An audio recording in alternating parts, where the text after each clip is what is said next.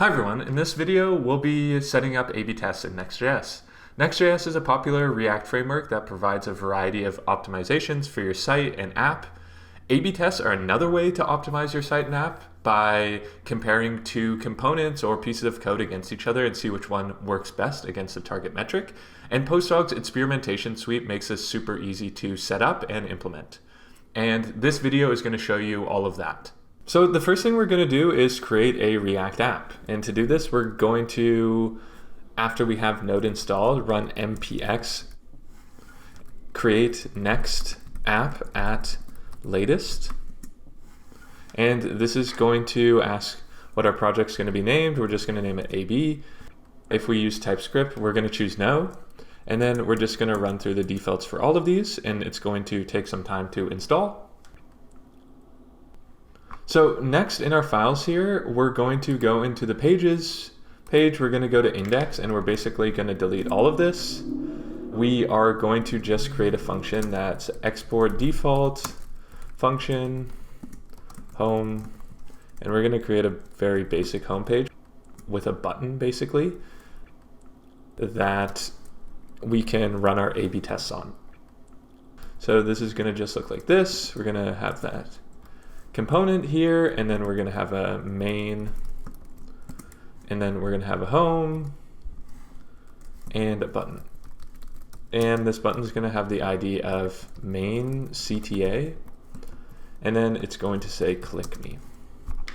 And that's all for that. We are going to also just get rid of all the styles in here because they make it dark mode, and that's not very nice. And then we're going to do this also so it doesn't bug out. We're going to get rid of this CSS import and save that. We're going to go into our A/B test folder, and then we're going to run npm run dev, and we'll go to our localhost and see our site now. So at our site, you'll see we have our very basic page here. We have our home header and then our click me button. And right now this does nothing, but we're going to add PostHog to this, and then we'll be able to change this and get events from this and then set up our A/B test. The next thing we're going to do is install PostHog. So we're going to first run npm install PostHog.js. And then in this app component, we're going to import the PostHog provider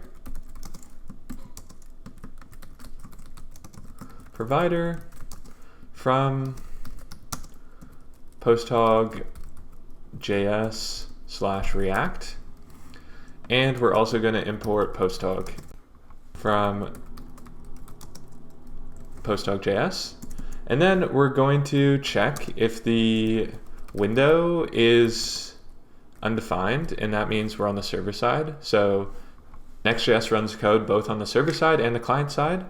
So this checks that we're on the client side, and then we can initialize PostHog. So we'll run posthog.init, and then we'll save that there.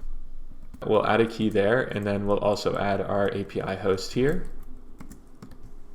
And that's going to be app.posthog.com. And we'll close this out. We'll fix it up a little bit. And we're going to go over to our new PostHog project here, and we're going to grab our API key, and we'll just put that in there, save that. And then the next thing we're going to do, we're going to close that if statement, and we're going to set up the PostHog provider. So this is instead going to return an entire component. And then we're going to wrap this component in a PostHog provider. So we're going to go PostHog provider, and we're going to use client, and this is going to equal the PostHog initialization that we had earlier. And then we're going to set this up to wrap the component. Oops. And we'll indent that there. Save that, and then we'll run npm run dev again. And we'll go back to our local host. We'll refresh, click around a little bit, create some events, go back to PostHog, click continue. It's going to listen for events, send events successfully. Just click continue here. And you'll see that we have a couple page views, a couple button clicks, and a rage click here. And this is all we need to get started further. So back in PostHog, we're going to set up the action. We're going to do this by launching the toolbar. We're going to go to the launch toolbar. We're going to add localhost 3000 to the suggestions, and then we're going to click launch, and it will launch the toolbar here. So here's the toolbar. Then on our page, we're going to inspect the click me button. We're going to create a new action, and we're slightly going to change this. Instead of this selector, we're going to make the selector ID equals, and then in quotes, main CTA. And so you see that matches one element, which is great. We're going to say clicked main CTA, and we're going to get rid of this text that says readme, and we're going to click create action. So now we have this action here, and we can go into PostHog, and we can see we have this action here. We'll refresh the page and click the button a couple of times to get some action events.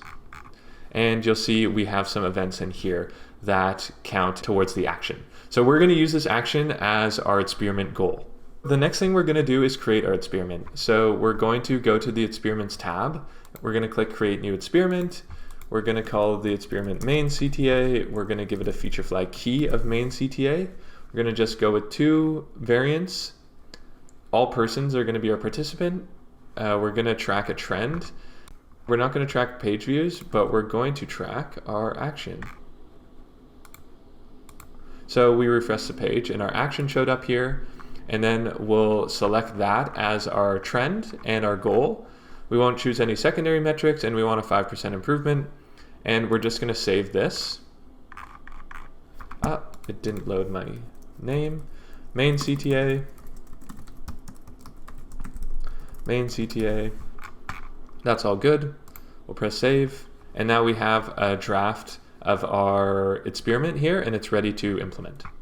So there are a couple different ways that we can implement our experiment. We can bootstrap the flags. The problem with this is that it uses get initial props, which is going to get rid of the static optimization Next.js does. So we're just going to client-side render. This means that there's a little bit of a flicker, but it does the job that we want it to do. And it keeps all of Next.js's optimizations. If you want to instrument bootstrapping, that's totally okay as well. So to client-side render, we're going to go to our index.js file, and we're going to import a few things. We're going to import use effect, and we're also going to import use state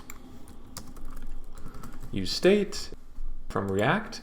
And then we're going to import use PostHog, and we're also going to import a use feature flag variant key.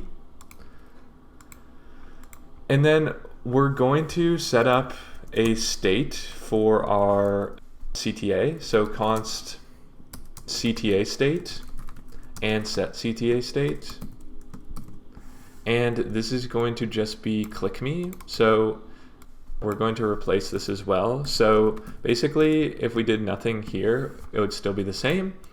Then we're going to get PostHog, and then we are going to check the variant key. So we're going to get that main CTA variant key, and then if that changes, we're going to have the use effect check if it is check if the variant is equal to test, because that was one of our experiment options. And then we're going to set the CTA state to learn more if that's the case. And we're going to close out this use effect to check the variant. The last thing we're going to do is we're going to set up a override for the feature flags. So this is just going to be PostHog dot feature flags dot override.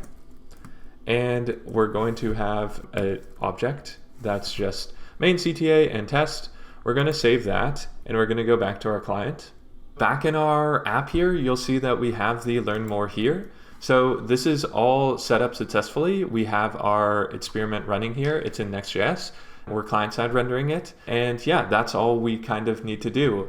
Now you need to push this site live, and then you'll start to get some results filtering in to see which button is most successful. One last thing we need to make sure to do once you do launch your site live is to launch your experiment, and then this is going to run live and you'll get results in here.